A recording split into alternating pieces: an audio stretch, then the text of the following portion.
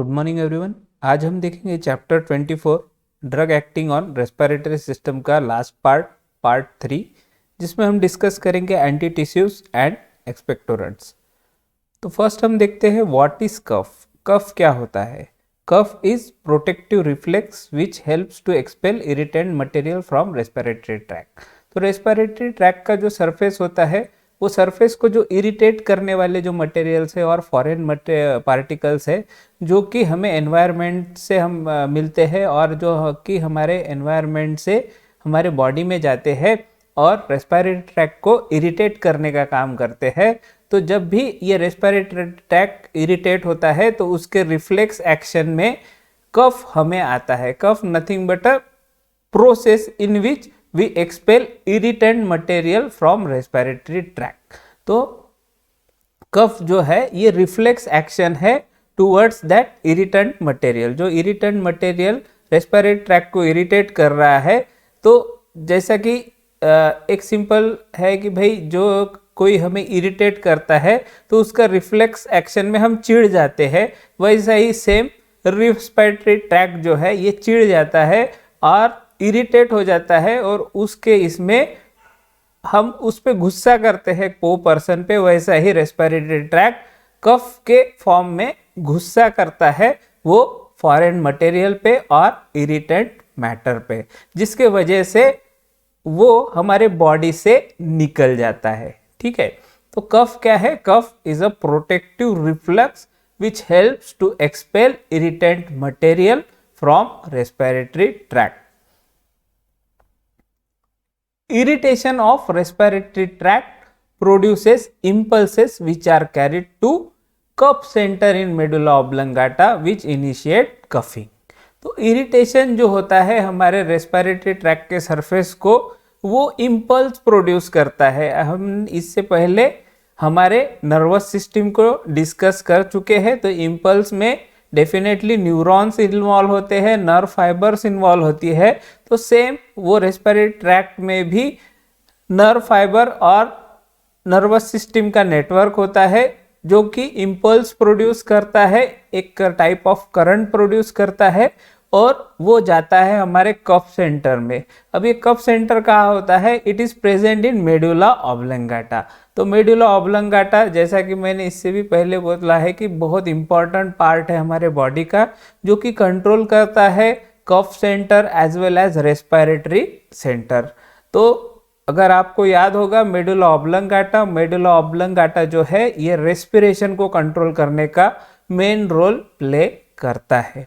तो same respiratory tract जब irritate होता है तो वहां से इंपल्स जनरेट होता है और वो इंपल्स कहा जाता है via nerve fibres to cough centre. Cough centre जो कि मेडुला ऑब्लंगाटा में प्रोड्यूस है, प्रेजेंट है, और उसके वजह से इनिशिएट होता है कफिंग, जिसके वजह से जो फॉरेन मटेरियल जो कि इरिटेट कर रहा है और कंटिन्यूसली इंपल्स जनरेट कर रहा है, वो इरिटेंट मटेरियल को हम बॉडी से एक्सपेल आउट कर सके और रेस्पिरेटरी ट्रैक उसे एक्सपेल आउट कर सके from your body.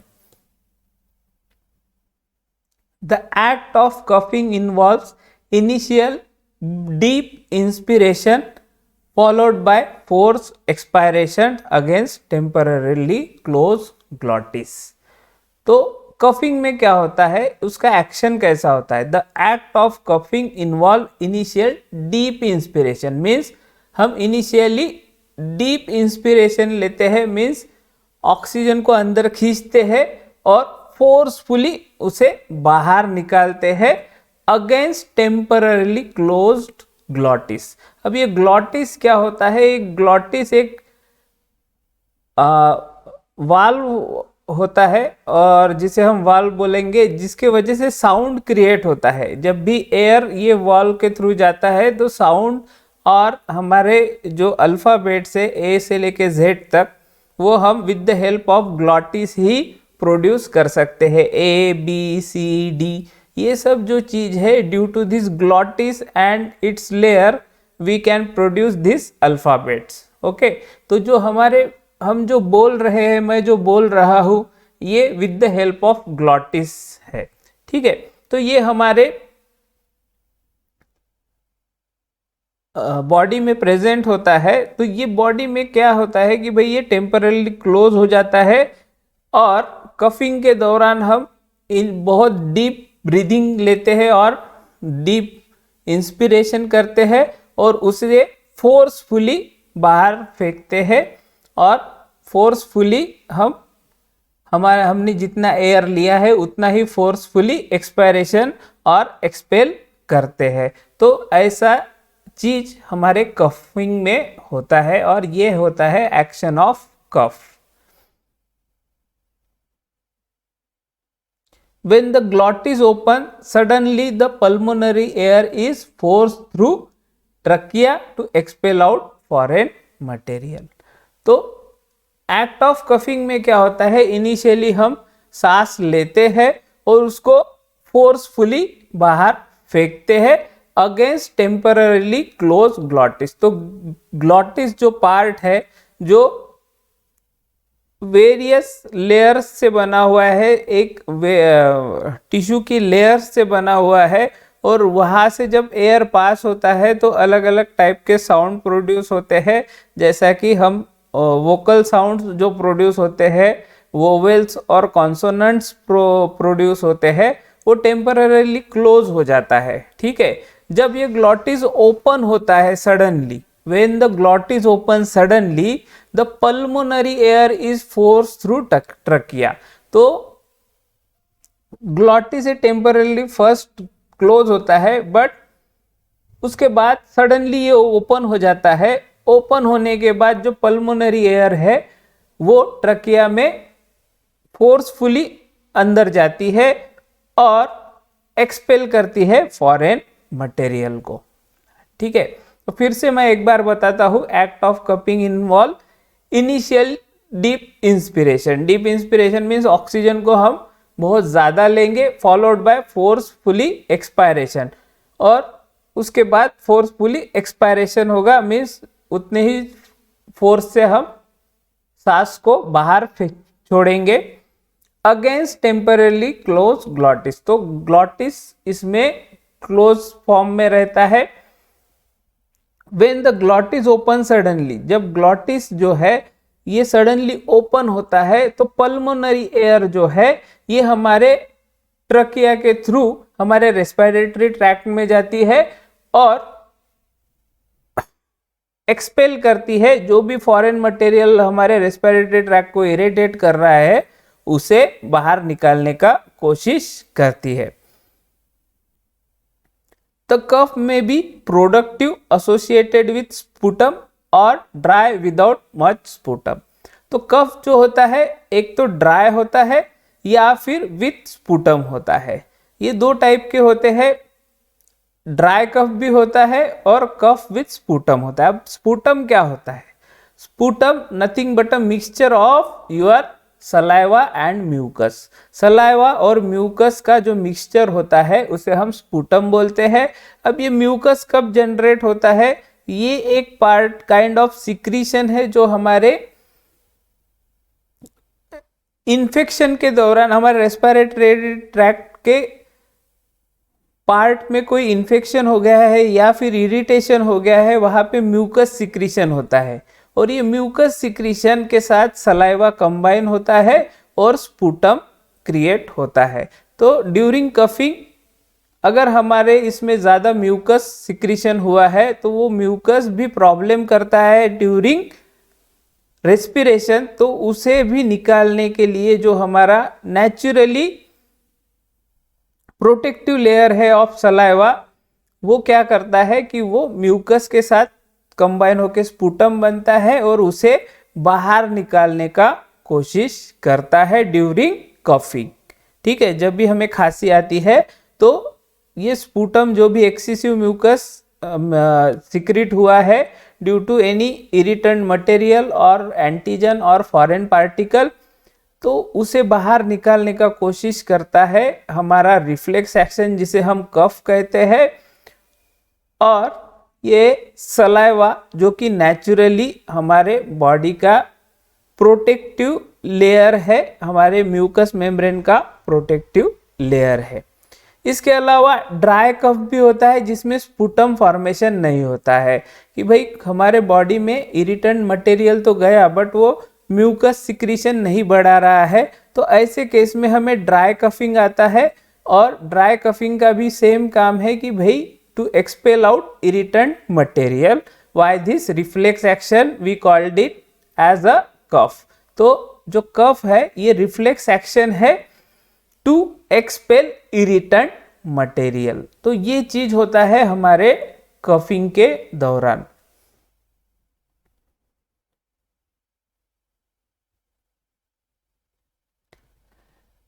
There are various reasons which causes coughing. The commonest one is common cold. तो अलग अलग रीजन है कफिंग के, उसमें सबसे कॉमन है कॉमन कोल्ड। ठंडी के समय में ये चीज ज्यादा होती है, कफिंग ज्यादा होता है। कफिंग विथ स्पुटम ये ज्यादा होता है, सर्दी खांसी जिसे हम बोलते हैं, ये चीज मोस्ट कॉमनली होती है। The important cause of cough includes, first one is upper respiratory tract infection. अगर हमारे upper respiratory tract में infection हो गया है तो हमें coughing होता है। उसके बाद acute long infectious asthma, जो acute condition का long infectious asthma है। इससे पहले हमने अस्थमा देखा था जो कि एक्यूट अटैक है, फर्स्ट काइंड ऑफ अटैक। वैसा काइंड ऑफ अटैक में भी हमें कफ और reflex action of your respiratory tract होता है। Pleural disease where therapy of underlying cause relieve cough. Pleural disease क्या होता है? प्लूरल डिसीजेस क्या होता है? जो हमारे लंग्स होते हैं, लंग्स को एक आउटर लेयर होती है, बाय लेयर बोल सकते हैं आप। ये लेयर को हम प्लूरल लेयर बोलते हैं और उसके बाय लेयर में एक स्लाइटली लिक्विड का लेयर होता है। तो प्लूरल डिसीज मोस्टली एडेमा आप बोल सकते हैं कि प्लूरल लेयर में आपका वाटर रिटेंशन होता है। ऐसे कंडीशन में भी कफ होने का चांसेस बढ़ता है। ठीक है,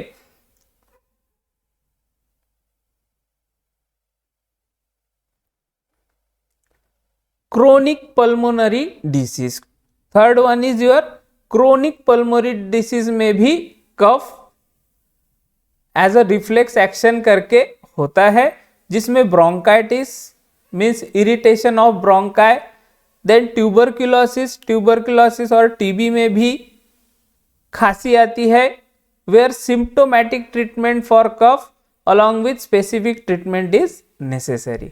तो ब्रोंकाइटिस और ट्यूबरक्लोसिस, ये ब्रोंकाइटिस में इन्फ्लामेशन होता है ब्रोंकाई का, तो उसमें भी हमें कफिंग होता है, खांसी आती है।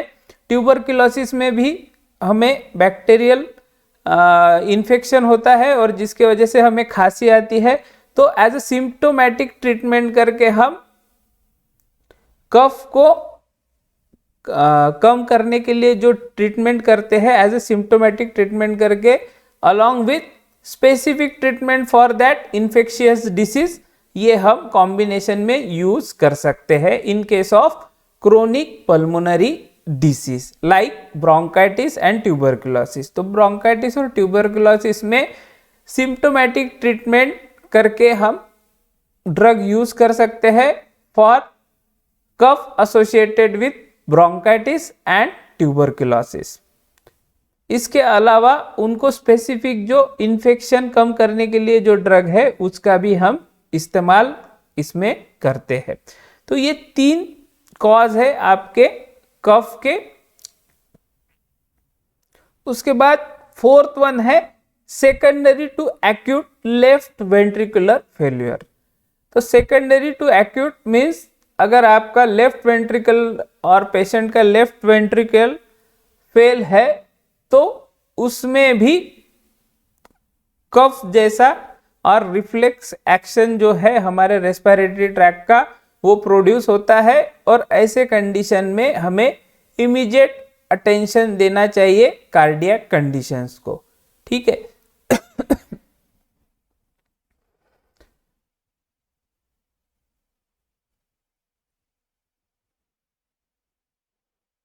इसके बाद आते हैं एंटी टिश्यू ड्रग्स। तो एंटी टिश्यूज क्या होते हैं वो हम देखते हैं। The drug which are used in symptomatic treatment of cough are called anti tissue. तो जो सिम्टोमेटिक ट्रीटमेंट करके यूज करते हैं हम ड्रग्स फॉर कफ, मीन्स जब भी हमें खांसी होती है वो खांसी को कम करने के लिए हम जो ड्रग यूज करते हैं उसे हम बोलते हैं anti tissues. These drugs are used for immediate symptomatic relief from cough and not used as a specific therapy for underlying cause। तो जो ये एंटी टिश्यूज होते हैं ये फॉर सिम्टोमेटिक ट्रीटमेंट के लिए यूज होते हैं। तो कफ क्या है, nothing but a kind of symptom और एक काइंड ऑफ इंडिकेशन। ठीक है, इंडिकेशन कि भाई हमारे रेस्पिरेटरी ट्रैक में कुछ तो भी प्रॉब्लम है, कुछ तो भी फॉरेन मटेरियल घुस गया है, तो उसको हमें बाहर निकालना है। तो बाहर निकालने के लिए और खांसी जो है उसे कम करने के लिए हम एंटी टिश्यू ड्रग देते हैं। बट वो जो पार्टिकल हमारे बॉडी के अंदर गया है, आइदर वो बैक्टीरिया है और कोई अदर डिसीज और डिसऑर्डर रिलेटेड चेंजेस हो गए हैं हमारे रेस्पिरेटरी ट्रैक्ट में, वो हमें नहीं पता है। ठीक है, तो जो सिम्टम्स दिख रहा है कि भाई हमें खांसी आ रही है, तो वो खांसी को कंट्रोल करने के लिए जो ड्रग हम देते हैं और उसे ही हम बोलते हैं सिम्टोमेटिक ट्रीटमेंट, तो वो ड्रग्स को हम बोलते हैं एंटी टिश्यूज। और ये ड्रग इसलिए यूज होते हैं कि भाई हमें इमीडिएट वो सिम्टम से और वो कफ लाइक रिफ्लक्स से हमें आराम मिले। ठीक है, जो खांसी है उससे आराम मिले, उसके लिए हम एंटी टिश्यूज देते हैं।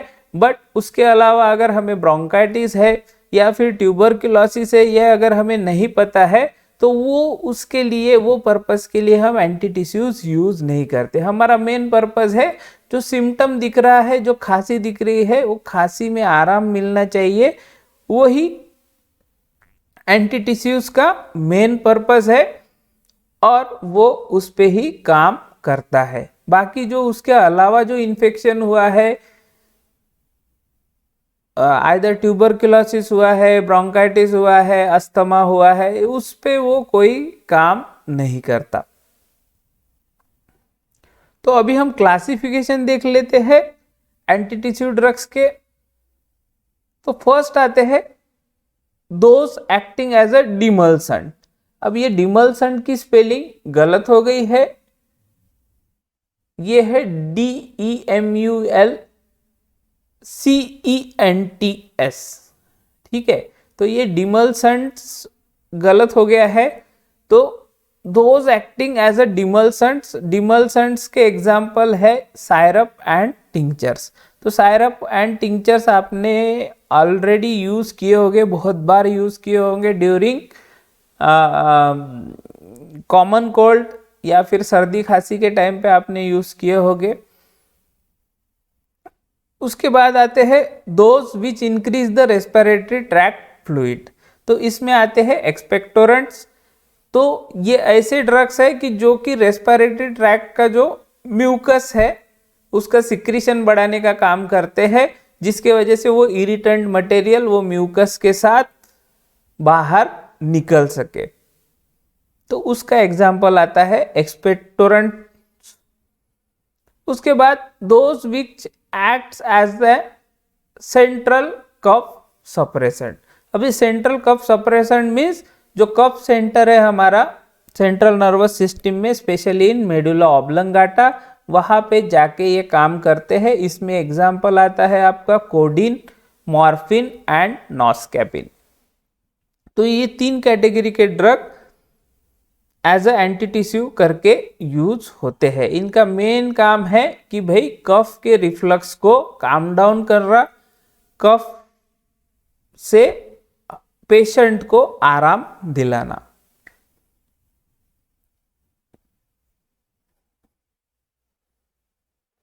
फर्स्ट आते हैं pharyngeal डिमल्सेंट्स। Pharyngeal demulcents are administered in the form of lozenges, cough drops, linctus और syrup। तो ये various form of doses form है। लोजेंजेस आपको पता है विक्स की गोली, यानी विक्स की गोली लो, खिचखिच दूर करो, जिसे आप लोजेंजेस भी बोल सकते हैं। मीन्स काइंड ऑफ कैंडी है जो कि यूज करते हैं, जिसके अंदर कुछ इंग्रेडिएंट्स आइदर नेचुरल और एलोपैथिक कैटेगरी के ड्रग्स डालते हैं, जो कि आपको कफ से आराम दिलाती है। ठीक है, उसके बाद कफ ड्रॉप्स आते हैं। सॉरी, विक्स की गोली ये कफ ड्रॉप्स में आती है, उस पे लिखा है कफ ड्रॉप्स पर। कफ ड्रॉप्स करके भी कुछ फॉर्मुलेशंस आते हैं जो कि एज अ डिमल्सेंट करके यूज होते हैं। इसके अलावा लिंक्टस और सिरप भी बहुत ज़्यादा यूज होते हैं। मल्टी इंग्रेडिएंट सिरप्स होते हैं, जिसमें कि पैरासीटामोल आता है, फिर एंटीहिस्टामिनिक्स आते हैं, एंटी एलर्जिक्स आते हैं, जो कि आपके कफ को कम करने का काम करते हैं। This preparation acts by increasing flow of saliva. तो ये जो डिमल्सेंट होते हैं, इनका काम क्या है, ये इंक्रीज करते हैं फ्लो ऑफ सलाइवा। तो इंक्रीज फ्लो ऑफ सलाइवा कब होगा, जब उसका सलाइवा का प्रिपरेशन बढ़ेगा। तो अब लोजेंजेस अगर आप अपने माउथ कैविटी में रखते हैं तो डेफिनेटली उसे हम चबाते नहीं हैं, उसे हम धीरे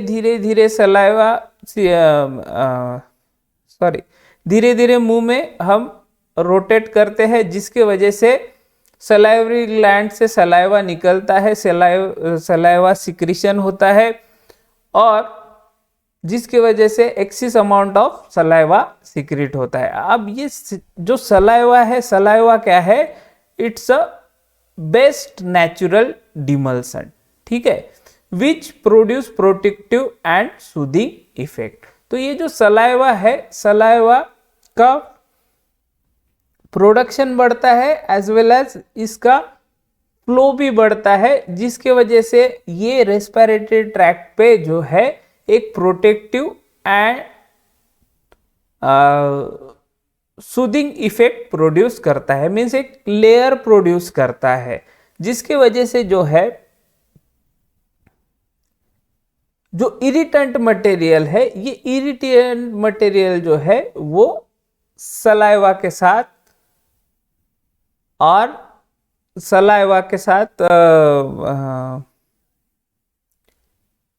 वॉश आउट हो जाता है, और वहाँ पे जो भी एरिया को वो इरिटेट कर रहा है वहाँ पे रिलीफ मिलता है और सूदिंग इफेक्ट मिलता है।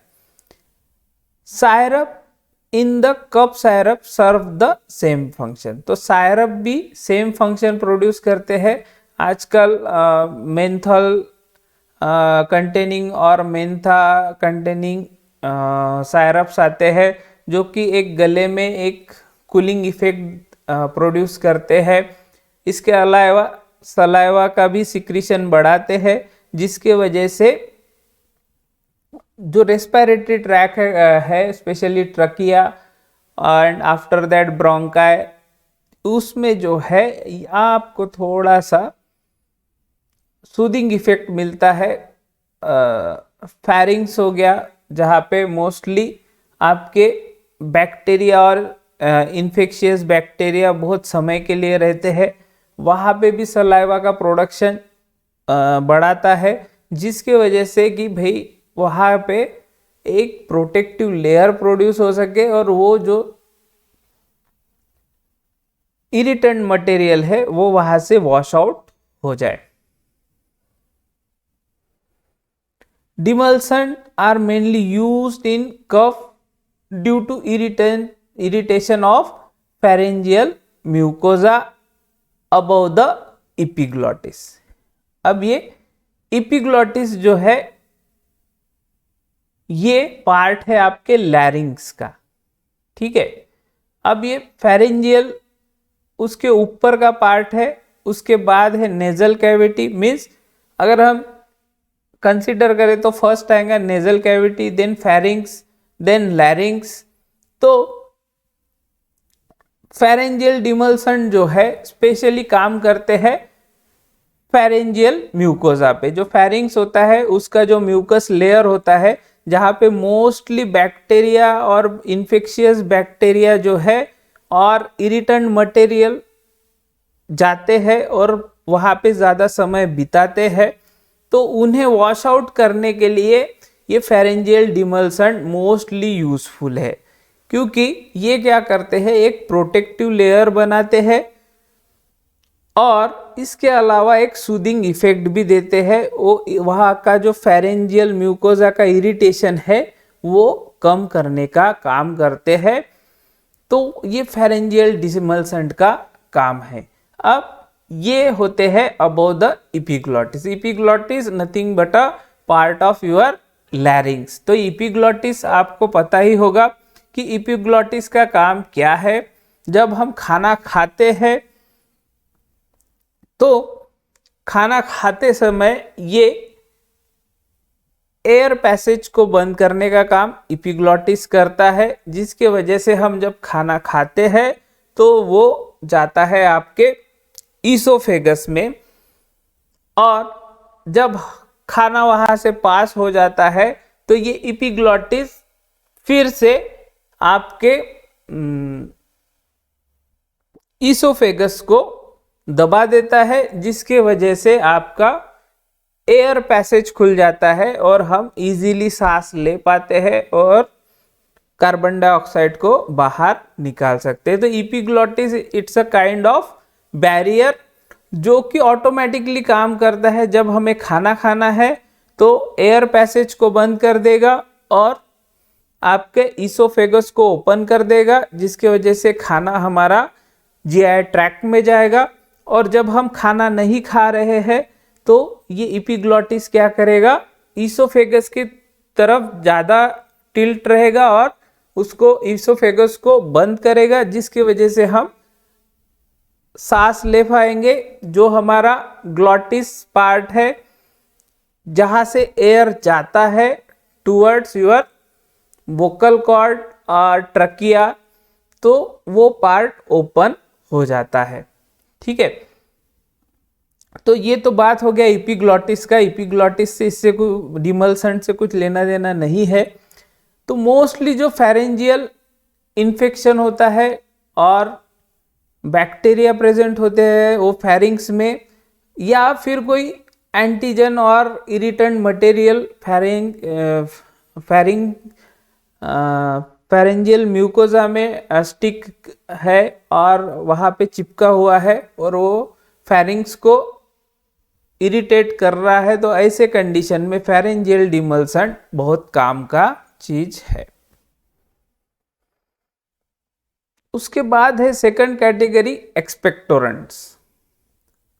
तो एक्सपेक्टोरेंट्स क्या होते हैं? Expectorants are the drugs which cause production of demulcent respiratory tract fluid that covers and protect the irritated mucosa.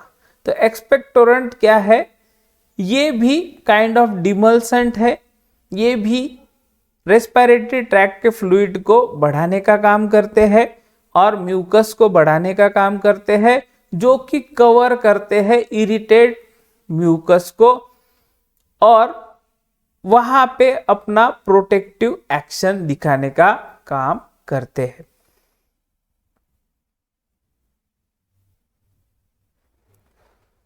These drugs are useful in the treatment of useless cough due to irritation and need liquefaction।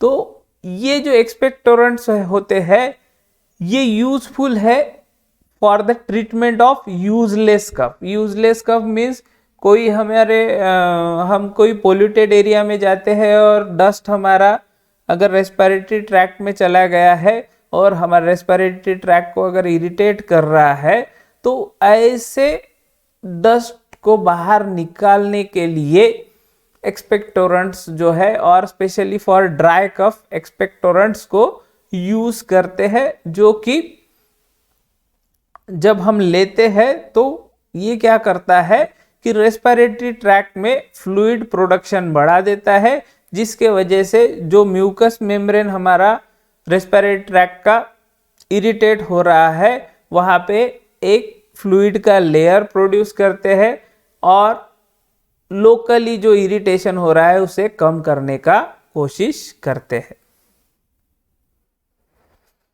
This drug can stimulate the output of respiratory tract fluid either directly or reflexly। तो ये drug जो है ये stimulate करते हैं respiratory tract के fluid को either directly और रिफ्लेक्सली। एक तो डायरेक्टली एक्ट होके करेंगे या फिर रिफ्लेक्स एक्शन दिखाएंगे।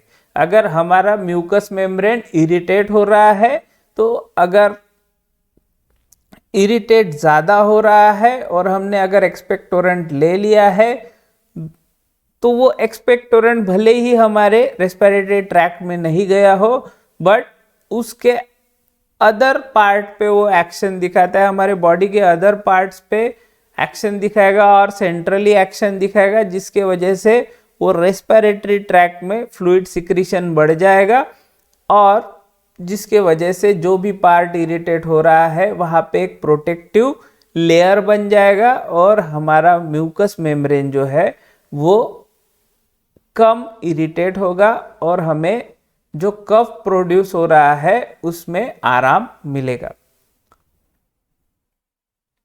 The direct stimulants include certain volatile oil like oil of eucalyptus and lemon oil when taken orally or by inhalation। तो डायरेक्ट स्टिमुलेंट्स में वोलेटाइल ऑयल्स आते हैं जो कि नेचुरल ओरिजिन के होते हैं। यूकैलिप्टस ऑयल होता है, उसके बाद लेमन ऑयल होता है जिसे हम ओरली भी ले सकते हैं और बाय इनहालेशन मीन्स उसे हम नेजल कैविटी से भी ले सकते हैं bye इनहालेशन।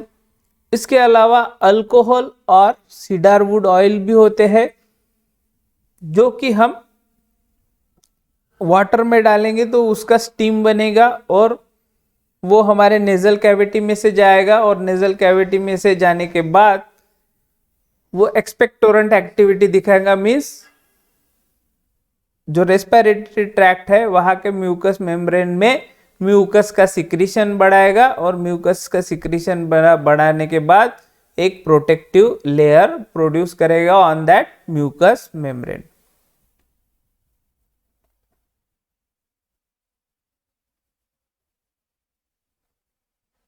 The reflex expectorant stimulate the gastric reflexes।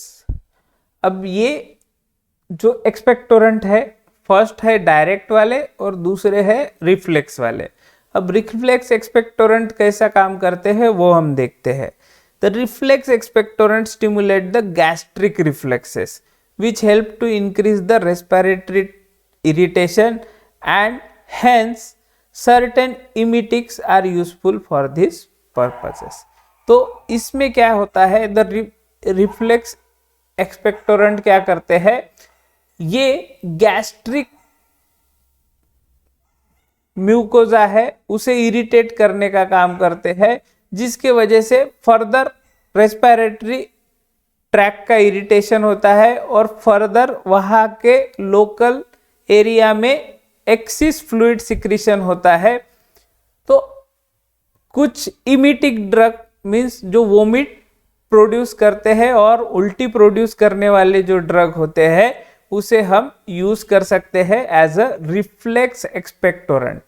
ठीक है, तो ये रिफ्लेक्स एक्सपेक्टोरेंट क्या करते हैं, गैस्ट्रिक रिफ्लेक्सेस को स्टिमुलेट करते हैं, जिसके वजह से फर्दर रेस्पिरेटरी इरिटेशन बढ़ जाता है और ये रेस्पिरेटरी इरिटेशन की वजह से म्यूकस मेम्ब्रेन पे म्यूकस जो है सिक्रीशन और फ्लूइड जो है वो बढ़ जाता है।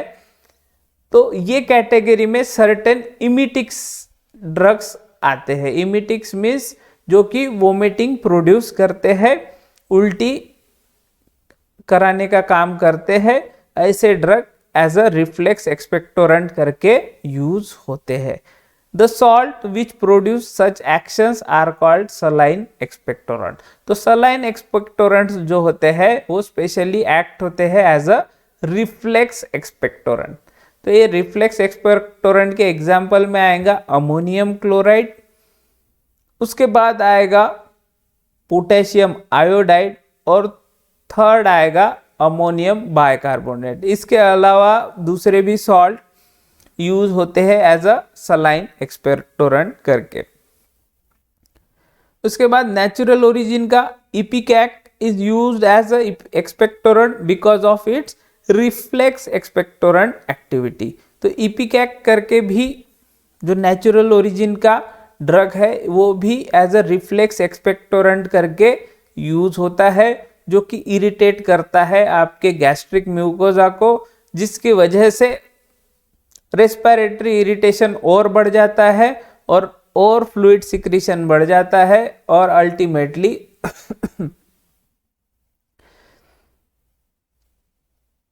ये जो है आपका रिफ्लेक्स एक्सपेक्टोरेंट एक्टिविटी दिखाता है। तो अगर सिंपल वे में अगर मैं आपको बताना चाहूँ तो हमने कभी तीखा एकदम ज़्यादा तीखा खाना खा लिया है, तो तीखा खाना खाने के बाद हमारे आँख नाक से पानी निकलता है as well as mucus secretion ज़्यादा होने लगता है। तो सेम वो भी एक्सपेक्टोरेंट रिफ्लेक्स एक्सपेक्टोरेंट जैसा ही काम करता है। तो बहुत ज़्यादा तीखा खाने के बाद सलाइवा सिक्रीशन ज़्यादा होता है, इसके अलावा म्यूकस सिक्रीशन होता है और जिसके वजह से स्पूटम बनता है, और ये जो स्पूटम है ये हमारे बॉडी से निकलता है। ठीक है, तो उसे भी हम as a reflex expectorant activity बोल सकते हैं। तो इपिकैक भी सेम उसी तरह काम करता है। The alkaloid vasicine and its derivative vasicinone have bronchodilator and expectorant activity. तो ये वैसिसिन और वैसिसिनोन जो है ये अल्कोलॉइड्स है आपके वसाका को जिसे हम अडूरसा भी बोलते हैं, और जिसका नाम है जस्टिसिया अधेटोडा। सॉरी मैं थोड़ा नाम मुझे थोड़ा कंफ्यूजिंग है, बट कोग्नोसी कंफ्यूजिंग ही है वैसा, बट ऐसा ही कुछ नाम है वो ड्रग आपका अडूरसा का बॉटनिकल नेम। तो उससे ये अल्कोलॉइड मिलता है वैसिसिन और वैसिसिनोन। ये दोनों जो है ये एक्ट करते हैं as a bronchodilator as well as expectorant. अब ब्रोंकोडायलेटर स्पेशली अस्थमा के लिए बहुत अच्छा है, एज वेल एज एक्सपेक्टोरेंट करके भी ये दोनों अल्कोलॉइड्स काम करते हैं। उसके बाद आते हैं central cough suppressant. Central cough suppressant inhibit cough reflexes by depressing the cough centre in the medulla oblongata.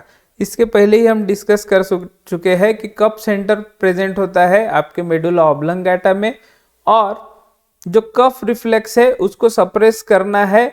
तो अगर हमने सेंट्रली एक्टिंग ड्रग ले लिया है तो वो क्या करेगा, डायरेक्टली कफ सेंटर पे जाके एक्ट करेगा और वहाँ के कफ सेंटर को डिप्रेस करेगा, जिसके वजह से जो हमें कफ हो रहा है और खांसी आ रही है वो अल्टीमेटली डिप्रेस हो जाएगी। These are mainly useful in the treatment of dry irritant cough। तो ड्राई इरिटेंट कफ में मेनली ये यूजफुल है एज अ ट्रीटमेंट करके। दिस में बी प्रिस्क्राइब अलोन और इन कॉम्बिनेशन विथ एक्सपेक्टोरेंट। तो इन्हें सिंगल फॉर्म में भी प्रिस्क्राइब करते हैं या फिर कॉम्बिनेशन विथ एक्सपेक्टोरेंट में भी इसके फॉर्मुलेशन मार्केट में अवेलेबल है। तो फर्स्ट है coding. Coding well known example है।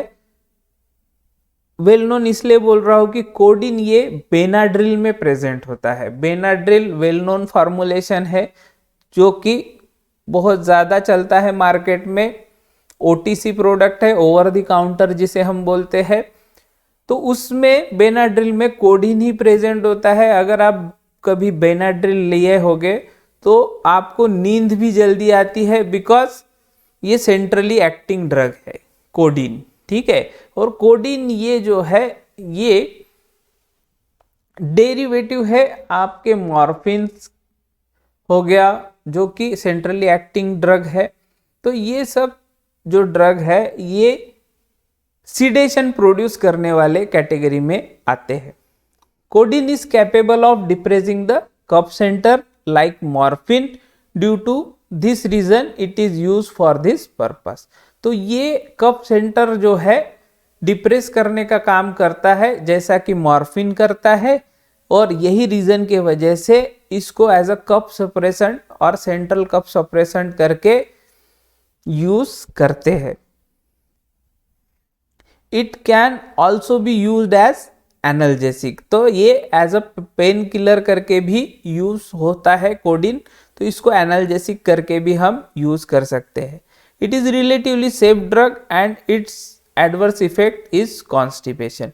तो ये सेफ कैटेगरी का ड्रग है और इसका जो एडवर्स इफेक्ट है ये है कॉन्स्टिपेशन। डोजेज में 12 mg कोडीन फॉस्फेट इन 4 ml सायरप और लिंकटस ये प्रिस्क्राइब करते हैं ट्वाइस अ डे और thrice a day. Means 12 mg codeine हमारा 4 ml सायरप में होना चाहिए। ये हम 2 से 3 बार लेंगे तो हमें कफ सप्रेसेंट एक्शन अच्छे तरीके से मिलेगा।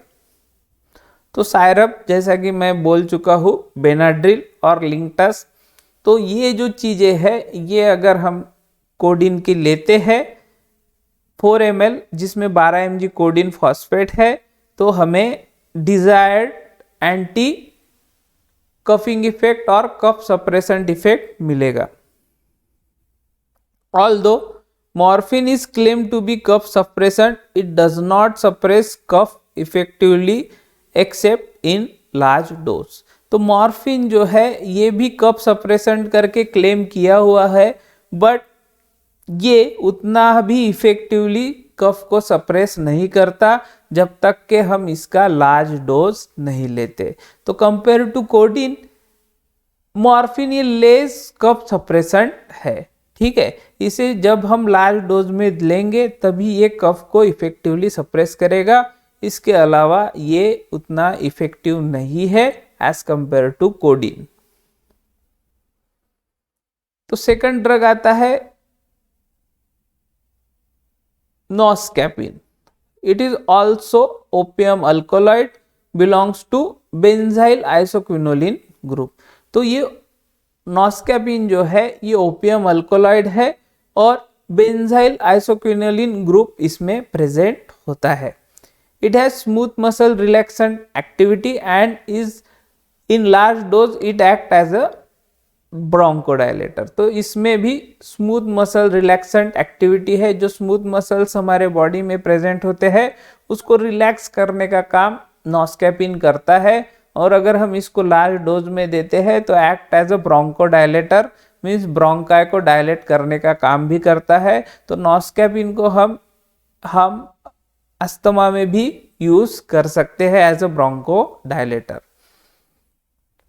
It's antitussive action is equal to that of codeine. तो कोडीन के इक्वल इफेक्ट दिखाता है हमारा noscapine as a antitussive. It does not produce constipation और नार्कोसिस। तो कॉन्स्टिपेशन भी प्रोड्यूस नहीं करता एज वेल एज नार्कोसिस भी नहीं प्रोड्यूस करता। It is highly effective and probably the safest antitussive. तो एज कंपेयर टू कोडीन ये हाईली इफेक्टिव है और सेफेस्ट एंटीटेसिव ड्रग है हमारा नॉस्कैपिन, क्योंकि ये नार्कोसिस भी प्रोड्यूस नहीं करता, मीन्स नार्कोटिक इफेक्ट भी प्रोड्यूस नहीं करता, एज वेल एज जो कॉन्स्टिपेशन है, कॉन्स्टिपेशन जो कि कोडीन के वजह से प्रोड्यूस होता है एज अ एडवर्स इफेक्ट, वो भी प्रोड्यूस नहीं करता। तो नॉस्कैपिन हम एज अ एंटीटेसिव ड्रग करके ले सकते हैं due two is high efficacy and high margin of safety.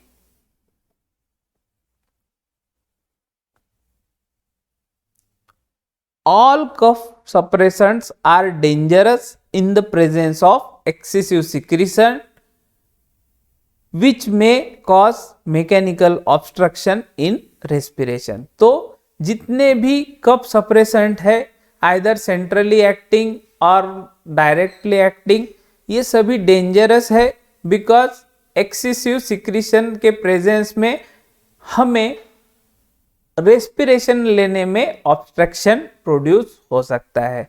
तो एक्सेसिव सिक्रीशन होने के वजह से जो भी हमारे कैविटी है रेस्पिरेटरी ट्रैक की, चाहे वो ट्रकिया हो, चाहे ब्रोंकाई हो, चाहे ब्रोंकियल्स हो, वहाँ की जो उनकी डायमीटर है वो डायमीटर नैरो होने लगती है और हमें सांस लेने में तकलीफ होने के चांसेस है.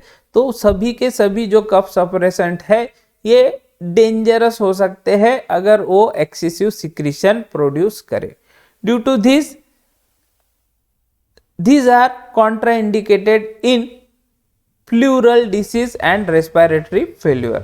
तो pleural disease और respiratory failure में इसको contraindicated करते हैं.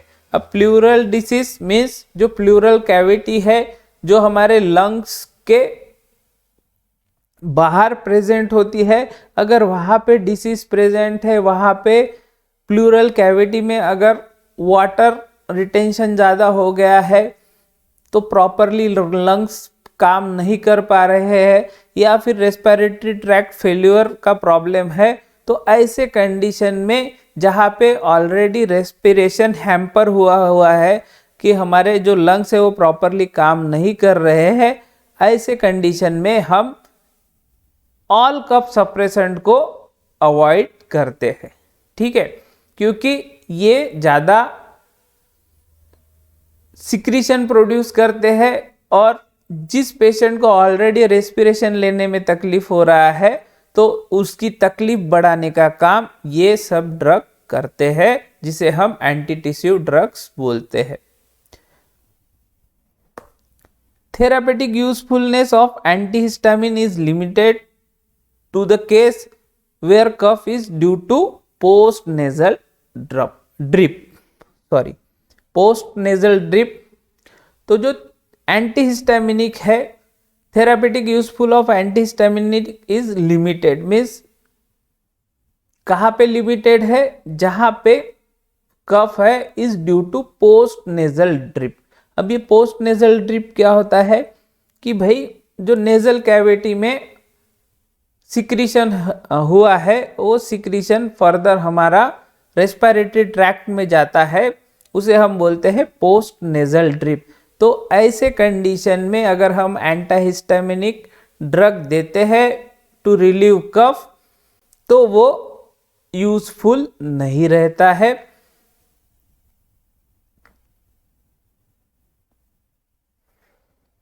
The antihistaminic with potent sedation action is useful in children who do not sleep because of cough. तो एंटीहिस्टामिनिक भी एक काइंड ऑफ ड्रग है और जिसे हम एंटी एलर्जिक ड्रग भी बोल सकते हैं, जो कि यूज करते हैं चिल्ड्रंस में जो कि सो नहीं पाते बिकॉज ऑफ कफ.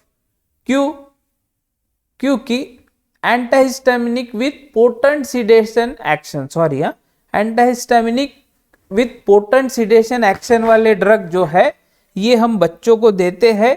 बच्चों को इसलिए देते हैं क्योंकि जो कि खांसी की वजह से सो नहीं पाते, उसमें हम ऐसे एंटीहिस्टामिनिक ड्रग्स को यूज करते हैं जिसमें पोटेंट सिडेशन एक्शन है. Orally active bronchodilators are useful in the treatment of cough in presence of bronchospasm.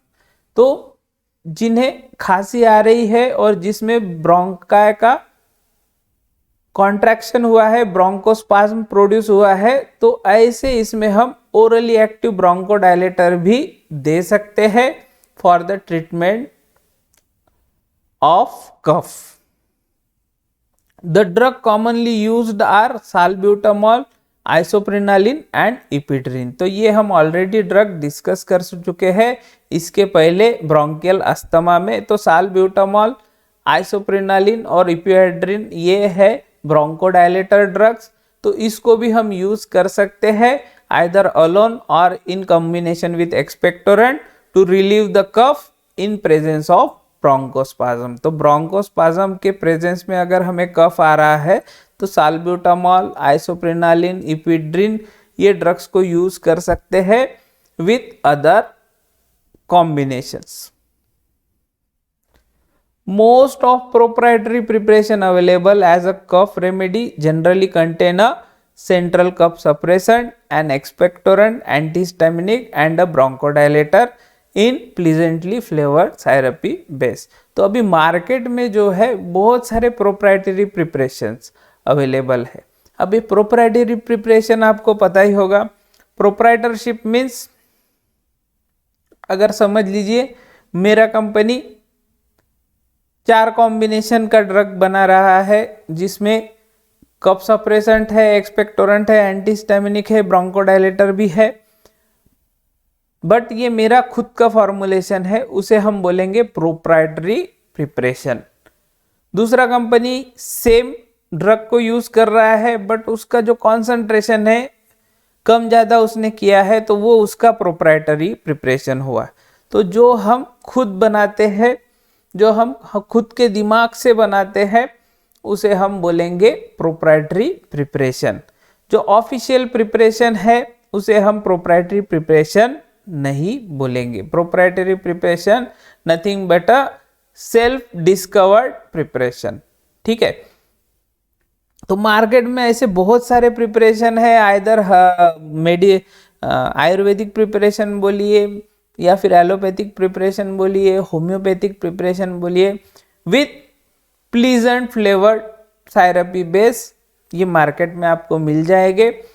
तो यहाँ पे हमारा respiratory tract system regarding drugs का पार्ट खत्म होता है। Thanks for watching. If you like the video, then share and subscribe my channel. God bless you.